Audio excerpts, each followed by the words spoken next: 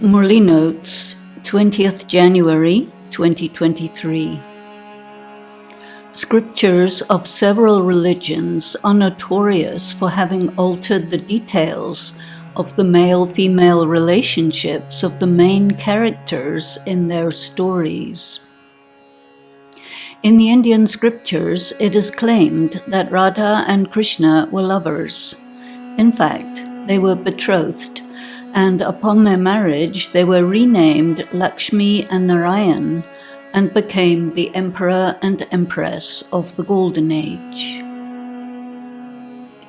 In the same way, the Judeo-Christian and Islamic scriptures claim that Eve had tempted Adam with an apple and thereby made him sinful, which caused them both to be banished from heaven.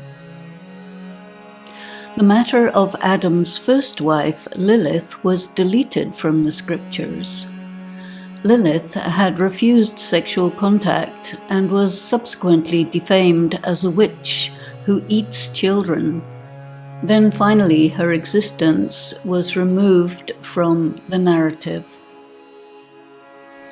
In the New Testament, Mary Magdalene was characterized as a prostitute who had tempted Jesus.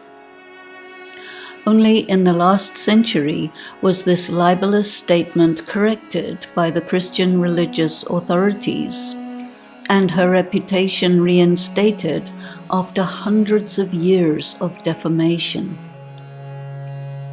The correction was made almost inaccessible to ensure that the faithful continued to believe the false stories and the culture of defamation of Mary Magdalene could persist. These stories are created and used by the Patriarchy to prove that women are fundamentally bad. Women are the cause of all the sins of all men and are to be mistreated, defamed, disregarded, their rights are to be denied, etc., etc. All this is false, and all established and perpetuated by the Patriarchy. Why was it so necessary from the earliest days of organized religions to malign women and give men impunity regarding their despicable treatment of women and girls for centuries in all patriarchal religions throughout the world? The Indian scriptures also denigrate Sita and show the Hindus that it is correct for Hindu men to act as Ram, who ill-treated Sita throughout her life until finally she is driven to commit suicide.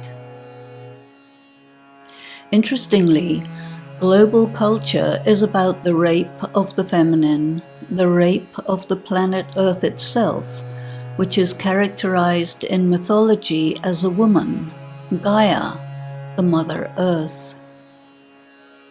The man desires and cannot bear the strength and beauty of a woman. Thus there is the urge to control, to diminish and destroy the feminine. Is this jealousy, ego? Who knows? At the same time, incorporeal god Shiv Baba shows us that all souls have an equal number of male and female births. All men were women in their previous births and will be in their subsequent births. There is one little caveat in Hindu beliefs regarding reincarnation. It is said that if a man dies in remembrance of his wife or mother, then he will reincarnate as a woman, which is depicted as a terrible curse. God presents himself as the Mother-Father and further clarifies that his incarnation into the body of Brahma makes this Mother-Father combination. The father, Shiv Baba, enters the body of the mother, Brahma, and creates children through the mouth. These are the mouth-born Brahmins. That means that when God gives birth to an individual, it is by adoption, not by magic. Therefore, God could be the father of all souls and, in combination with Brahma, adopt a significant quantity of people, men and women, who become Brahma Kumars and Kumaris. Then he clarifies that Brahma is the first created man, Adam, and Saraswati, the first created woman, Eve. Both are equally created by the word of God. Both stand equally side by side. Brahma is also the Alokik father of Saraswati, since she is a Brahma Kumari. In the Indian scriptures, they characterize the relationship as Brahma being in love with and having an incestuous relationship with his daughter Saraswati. Somehow, all the patriarchal religious authorities are not capable of interpreting the stories other than to the detriment of all female characters. At this time, a few BKs are focused on the phenomenon of polarization. This is useful because polarization causes complete breakdown of all forms of balance. Baba frequently reminds all BKs to practice balance. Balance of Gyan and Yoga, balance of Yoga and service, and holding oneself independent of the pairs of opposites is a very fine balance. When balance is completely lost, then there is collapse of all global systems. If there is polarization within the yagya, then also it cannot be sustained. Therefore, it is important to consider that the extreme disparities we see all over the world, which began with the creation of the scriptures in the Copper Age, have now reached maximum.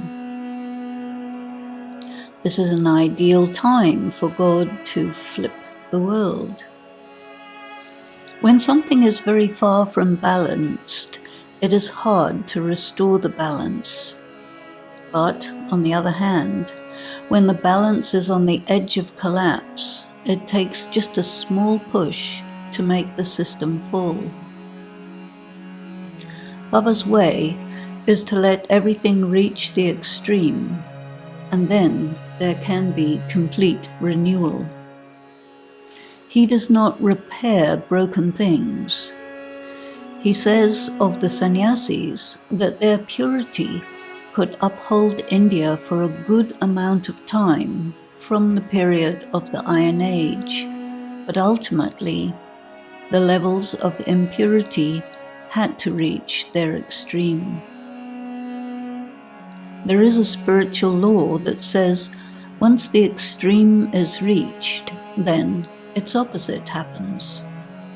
So, the extremes of polarities presume the restoration of balance. However, the process is unimaginably painful. Therefore, all participants need to be spiritually resilient. Om Shanti.